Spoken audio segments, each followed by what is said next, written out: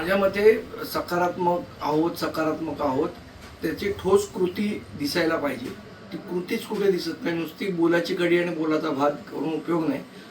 कृतीतनं व्यक्त व्हायला पाहिजे. ती कृती होताना कुठे मला तरी दिसली नाही आणि झाली कृती, तर सन्मान्य राजसाहेब योग्य तो निर्णय घेतील. शेवट तो अधिकार त्यांचाच आहे. देशपांडेजी मागच्या वेळी नाही, त्यावेळी तिकडनं रिस्पॉन्स आला नव्हता किंवा ऐन वेळी ती गणित फिसकटली होती.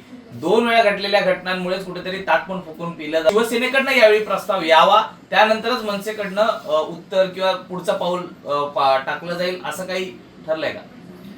ठरायचा का विषय आला याच्यात? मी तुम्हाला मला असं वाटतं ह्याच्या आधीही परिस्थिती सांगितलेली आहे. त्यांचा प्रस्ताव आला तर निश्चितपणे राजसाहेब विचार करतील असं मी म्हटलंय. आता प्रस्तावच पाठवायचा नाही आणि रोज जाऊन 9 वाजता भोंगेच वाजवायचे, त्याला आम्ही तरी काय करणार? त्या दिवशी एका मुलाखतीत राज ठाकरे सरांनी एक वक्तव्य केलं होतं. मला असं वाटतं ठाकरे बँड संपवण्याचा प्रयत्न कोणीही केला तरी जोपर्यंत राजसाहेब ठाकरे आहेत तोपर्यंत हा ठाकरे बँड संपू शकत नाही.